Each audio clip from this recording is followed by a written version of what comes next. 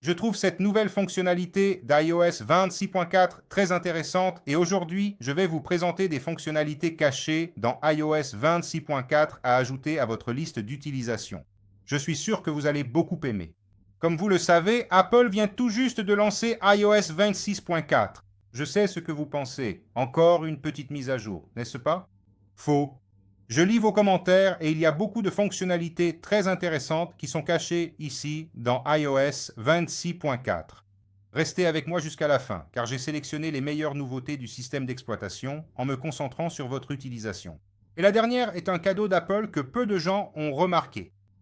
Avant de tout vous montrer, il vaut la peine d'expliquer ce qu'est cette mise à jour. iOS 26.4 est la quatrième mise à jour du système qu'Apple a lancé en juin de l'année dernière. C'est différent de la version .3 qui était surtout des corrections de sécurité. Celle-ci apporte 13 véritables changements que vous allez utiliser au quotidien. Celle-ci apporte de nombreux changements concrets que vous utiliserez dans votre vie de tous les jours. Apple continue de ne pas livrer. Apple continue de ne pas proposer la nouvelle Siri avec une Intelli. Apple ne propose toujours pas une intelligence artificielle décente, mais je crois que cela arrivera dans les prochaines versions. La première fonctionnalité que j'ai beaucoup appréciée, c'est que Shazam fonctionne désormais même lorsque votre appareil est hors ligne. Donc, il va écouter la musique, enregistrer le fichier, et lorsque vous vous reconnecterez à Internet, il recherchera le nom de la chanson et le nom de l'artiste qui l'interprétait. Vous pouvez ajouter Shazam au centre de contrôle, comme je l'ai fait. C'est cette application ici. Lorsqu'il fonctionne, il ressemble à ça, quand vous l'activez via le centre de contrôle. Vous pouvez aussi le trouver via cette application ici. C'est désormais une application Apple, car Apple a racheté l'entreprise qui développait ce programme. Les vidéos dans les podcasts sont le plus grand concurrent de YouTube, avec la qualité Apple à laquelle vous êtes habitué. Donc, vous pouvez commencer à regarder un podcast vidéo et ce que j'aime, qui est différent de Google par exemple, c'est que lorsque je regarde un podcast vidéo et que je veux quitter la vidéo pour passer à l'audio, je peux le faire sans aucun problème.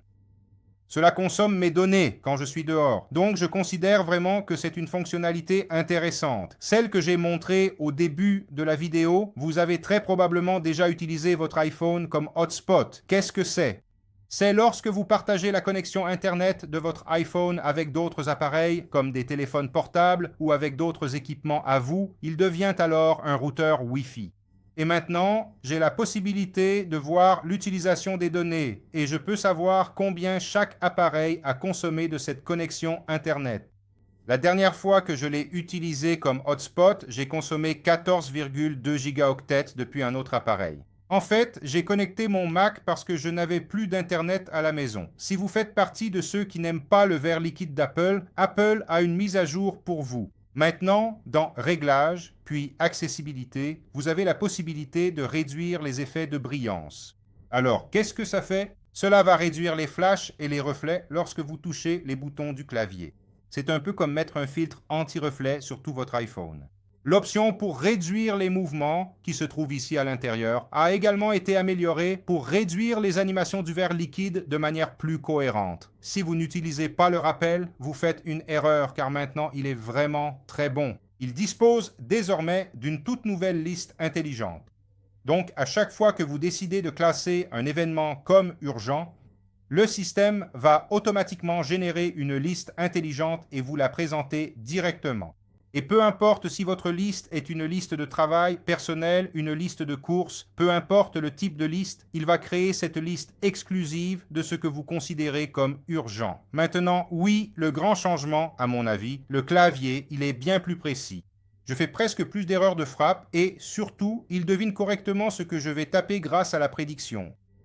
Je suis sûr que vous avez remarqué cela après avoir installé la nouvelle version du système d'exploitation d'Apple. Et enfin, je n'ai plus besoin de faire absolument quoi que ce soit pour activer la protection contre le vol de l'appareil, puisqu'elle est activée automatiquement et retarde toute modification du Face ID, des mots de passe, de l'utilisateur de l'Apple ID. Tout fonctionne sans que vous ayez besoin d'activer quoi que ce soit. Donc, pour être honnête avec vous, cette mise à jour n'est pas celle qui va vous faire sauter de votre chaise. Apple continue de retenir la nouvelle Siri et cela est frustrant. Mais au quotidien, rien que la correction du clavier et le fait d'avoir la protection contre le vol activée par défaut sur votre appareil sont déjà de bonnes raisons pour faire cette mise à jour. Donc, ma recommandation est d'aller dans Réglages, de cliquer sur Général, Mise à jour logiciel et de télécharger le nouvel iOS.